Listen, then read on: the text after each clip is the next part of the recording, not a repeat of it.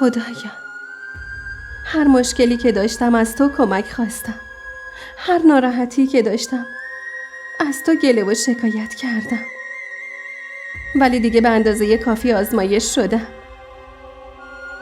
که الان توی دلم صبر عجیبی دارم. چه روزایی که واسه برگشتن شاهمیر اشک ریختم و التماست کردم. ولی وقتی دیروز بهم گفت که منو ول نمی‌کنه و به خاطرم هر کاری میکنه، نمیدونم چرا اصلاً برام مهم نبود. ولی از یه چیزی خیلی ناراحتم. شاهمیر که میخواست ازدواج کنه چرا منو فریب داد؟